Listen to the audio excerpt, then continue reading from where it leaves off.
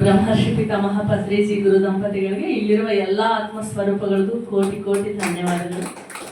ನಿಜವಾಗ್ಲೂ ಇವತ್ತು happy Sunday ಅಂದರೆ ವಾರ ವಾರ ವಾರ ನಮಗೆ ಗೊತ್ತಿಲ್ಲದೆ ಎಂತ ಎಂತ ಹ್ಯಾಪಿ ಸಿಗ್ತಾ ಇದೆ ನೋಡ್ರಿ. ನಿಜವಾಗ್ಲೂ ಇವತ್ತು ರಶ್ಮಿ ಅವರು ಅವ್ರ ಹೆಸರಿಗೆ ತಕ್ಕಂಗೆ ಕೃಷಿ ಮೇಲೆ ರಶ್ಮಿ ಅಂದ್ರೆ ಏನು, ಬೆಳಕು, ಜ್ಞಾನದ ಬೆಳಕು. ಅದು ಹೆಂಗ ರೈತರ ಬಗ್ಗೆ ಹೇಳಿದ್ರು ಅವರು.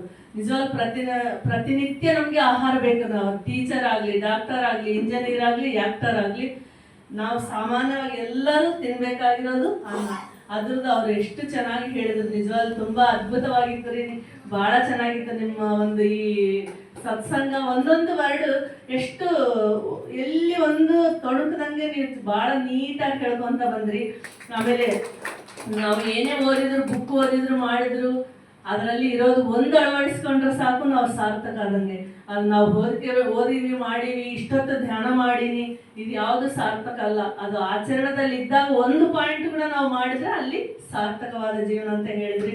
ನಿಜವಾಗ್ಲೂ ನನಗೆ ಈ ಪ್ರೇಮ ತತ್ವದ ಬಗ್ಗೆ ತಿಳಿದಿದ್ದು ನನಗೆ ಮೊದಲಿನಿಂದಲೂ ಅದಿತ್ತು. ಬಟ್ ಇದು ಕರೆಕ್ಟ್ ಅಂತ ನನಗೆ ಗೊತ್ತಾಗಿದ್ದೆ ಯಾವಾಗಂದ್ರೆ ನಾನು ಸೀತಾಯಣ ಬುಕ್ ಓದಿದಾಗೆ. ಅದರಲ್ಲಿ ಈ ಪ್ರೇಮ ತತ್ವದ ಬಗ್ಗೆ ಸೀತಾಮಾತೆ ತುಂಬಾ ಚೆನ್ನಾಗಿ ಹೇಳಿದ್ರು. ಗೀತಾ ಅವ್ರು ಹೇಳ್ದಂಗೆ ಇವರು ಸೀತಾಮಾತೆನೇ. ನಿಜವಾಗ್ಲು ಪ್ರೇಮ ತತ್ವದಿಂದ ಇವತ್ತು ಸ್ನೇಹಿತರ ದಿನಾಚರಣೆ. ನಾವೆಲ್ಲರೂ ರೈತರನ್ನ ಸ್ನೇಹಿತರಾಗಿ ಮಾಡಿಕೊಳ್ಳೋಣ. ನಮ್ಗೆ ಇರ್ತದೆ ನಮ್ಮ ಕಾಂಟ್ಯಾಕ್ಟ್ಸ್ ನಲ್ಲಿ ನಾವು ಮಾಡದೇ ಇರ್ಬೋದು, ಕೃಷಿ ನಾವು ಮಾಡದೇ ಇರ್ಬೋದು, ಬಟ್ ನಮ್ಮ ಫ್ರೆಂಡ್ಸ್ ಮಾಡ್ತಿರ್ತಾರೆ, ನಮ್ಮ ಬಂಧು ಬಳಗದಲ್ಲಿ ಯಾರಾದ್ರೂ ಒಬ್ರು ಇರ್ತಾರೆ, ಅವ್ರಿಗೆ ಹೇಳ್ರಿ, ಇದ್ರ ಬಗ್ಗೆ ಅವೇರ್ನೆಸ್ ಮೂಡಿಸ್ರಿ.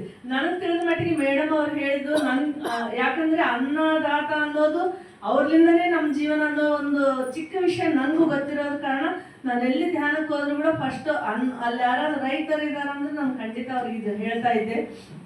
ಇಲ್ಲೇ ನಮ್ಮ ಹತ್ರದಲ್ಲಿರೋ ಸಂಜೀವರಾಯ ಕೋಟೆ ಅಂತ ಇದೆ ರೀ. ಅಲ್ಲಿ ಬೆಳಿಗ್ಗೆ 10 ಗಂಟೆಗೆ 6 ಗಂಟೆಗೆ ಬರ್ತಾರ ಅವರು. ಬಂದವರು ಟ್ರ್ಯಾಕ್ಟರ್ಲಿಂದ ಒಂದು 50-60 ಮಂದಿ ಇಳಿತಾರ. ಜಸ್ಟ್ ಮನೆಗೆ ಹೋಗಿ 5 ನಿಮಿಷದಲ್ಲಿ ಮುಖ ತೊಳ್ಕೊಂಡು ವಿಭೂತಿ ಹಚ್ಕೊಂಡು ಬಂದ್ಬಿಡ್ತಾರೆ. ಧ್ಯಾನಕ್ಕೆ ಕೂಡ್ತಾರೆ.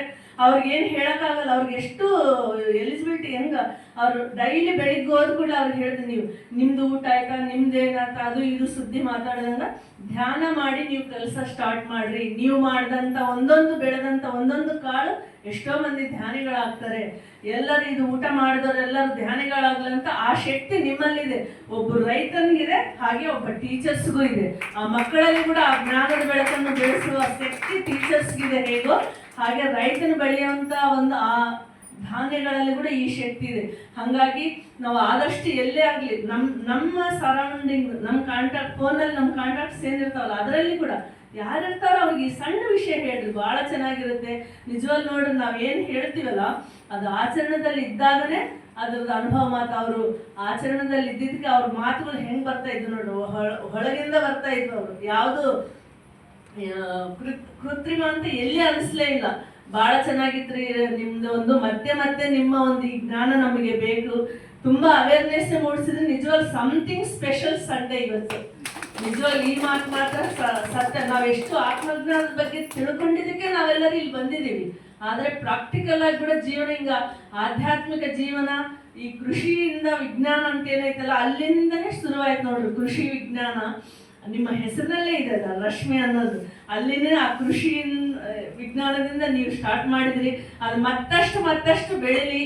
ನೀವೊಂದು ಏನು ಹೆಜ್ಜೆ ನಮ್ಗಾದಷ್ಟು ನಾವು ಇದು ಸಪೋರ್ಟ್ ಮಾಡ್ತೀವಿ ಅಂತ ಹೇಳ್ತಾ ಮತ್ತೆ ಬರ್ರಿ ಅಂತ ಮತ್ತೆ ಹೇಳ್ತಾ ಇದೀವಿ. ಹಾಗೆ ವಿಜಯಲಕ್ಷ್ಮಿ ಅವರು ಕೂಡ ನೋಡ್ರಿ, ಒಬ್ರಿಗೊಬ್ರು ಸಹಾಯ ಇದ್ರೇನೆ ನೋಡ್ರಿ. ಅವ್ರ ಫ್ರೆಂಡ್ಸ್ ಅವ್ರ ಸಲುವಾಗಿ ಇವರು ಬಂದಿದ್ದು ನಿಜವಾಗ್ಲೂ ತುಂಬಾ ಖುಷಿ ಆಯ್ತು. ನನಗೂ ದೂರ ಇತ್ತಲ್ಲ ಹೆಂಗಪ್ಪ ಇವ್ರಿಗೆ ಹೇಳೋದು ಅನಿಸ್ತು. ಬಟ್ ನಮ್ಗೆ ನೋಡ್ರಿ, ನಾನ್ ಮಾಡಿರೋದಲ್ಲ ಇದು. ನಿಜ ಹೇಳ್ಬೇಕಂದ್ರೆ ನಾನು ಅನ್ಕೊಂಡಿನಂದ್ರೆ ಅಲ್ಲೆಲ್ಲ ಜೀರೋನೇ.